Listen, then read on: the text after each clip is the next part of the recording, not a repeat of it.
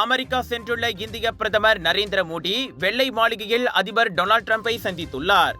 ஏற்கனவே நல்ல நட்பில் இருக்கும் இருவரும் கைகுலுக்கி ஆரத்தழுவே பரஸ்பரம் பரிமாறிக்கொண்டனர். ட்ரம்ப் 2ஆம் தவணையாக அதிபரான பிறகு இருவருக்கும் இடையில் நடக்கும் முதல் சந்திப்பு இதுவாகும். ட்ரம்ப் பதவியேற்ற பிறகு அமெரிக்கா சென்று அவரை பார்த்துள்ள ஒரு சில உலக தலைவர்களில் மோடி முக்கியமானவராவார். வெள்ளை மாளிகை சந்திப்பு இருவழி உறவை மேம்படுத்துவதற்காக என்றாலும் இம்முறை வாணிபம், வரி விதிப்பு, கள்ளக்குடியேறிகள் போன்ற அம்சங்கள் முக்கியத்துவம் பெற்றுள்ளன.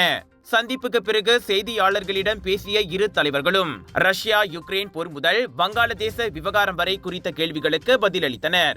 குறிப்பாக இந்தியாவும் அமெரிக்காவும் மிக சிறந்த வாணிப ஒப்பந்தத்தை போடவிருப்பதாக ட்ரம்ப் கூறினார். அதே சமயம் மோடியின் நோக்கம் இந்தியாவுக்கு சாதகமாக வாஷிங்டனுடன் ஒப்பந்தங்களை செய்து கொள்வதே என எதிர்பார்க்கப்படுகிறது. வாணிபங்களை மேம்படுத்தி அதிக இறக்குமதி வரியை தவிர்ப்பதற்கு ட்ரம்ப் உடனான சந்திப்பை அவர் நன்கு பயன்படுத்திக் கொள்வார் என எதிர்பார்க்கப்படுகிறது.